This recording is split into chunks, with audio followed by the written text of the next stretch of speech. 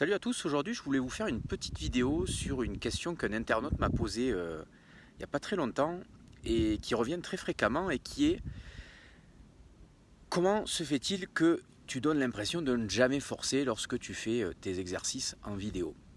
Alors la première réponse, la plus courte: oui, je force.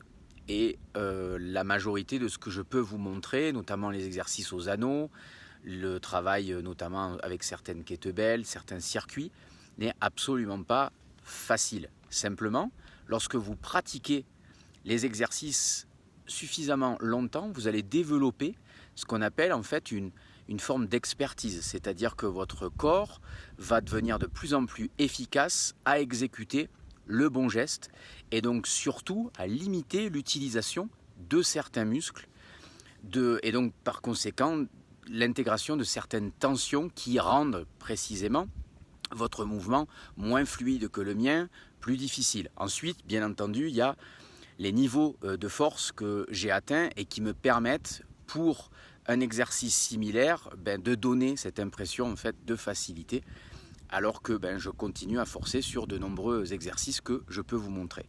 Un autre point, c'est d'essayer de ne jamais grimacer, ou en tout cas le moins possible ou le plus tard possible durant votre séance ou votre série. Pourquoi ? Parce que les muscles en fait de notre visage sont intimement connectés avec certains centres émotionnels. Et donc plus vous allez en fait grimacer durant votre exercice, durant votre série, et plus votre cerveau va percevoir, va intégrer l'exercice et la série comme de plus en plus difficile. Inversement, si j'arrive à garder un visage plus détendu, même si l'intensité de l'exercice fait que c'est relativement difficile, à ce moment-là, le cerveau et notamment les centres émotionnels vont changer la perception que vous allez avoir de l'exercice et du coup vous allez dépenser moins d'énergie. Donc plus vous allez grimacer, plus vous allez stimuler votre amygdale, plus vous stimulez votre amygdale qui est un centre émotionnel de la peur, et plus précisément vous allez provoquer des réactions associées à la peur, tension musculaire, augmentation en fait du cortisol et des hormones du stress. Donc pas forcément des éléments qui sont très positifs durant un entraînement, ou particulièrement à la fin d'un entraînement où justement on veut limiter l'excès de cortisol, l'excès d'hormones catabolisantes, pour précisément éviter qu'il y ait une trop grosse dégradation en fait du tissu musculaire. Donc ça c'est le premier point.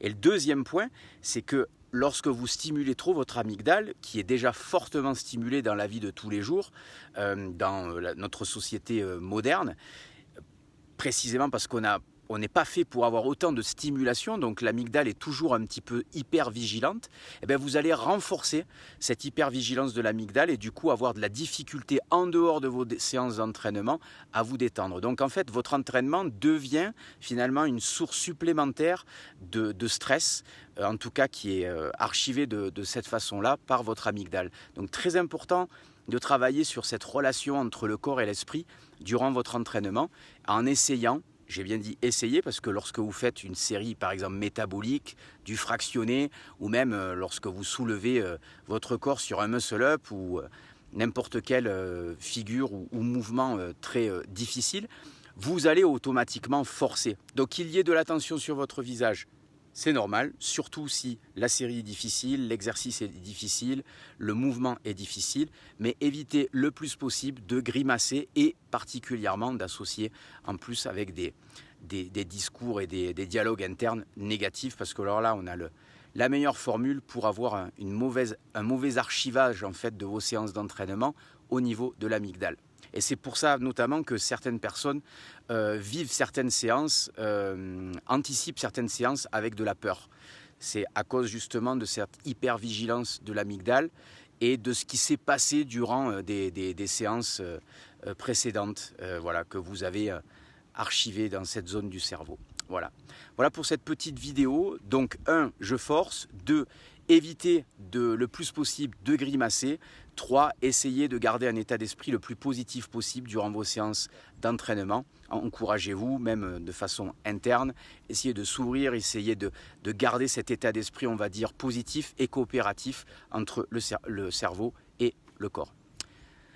Pour retrouver des conseils du même style et puis d'autres concepts autour d'une autre façon de s'entraîner, vous avez Sport sans blessure.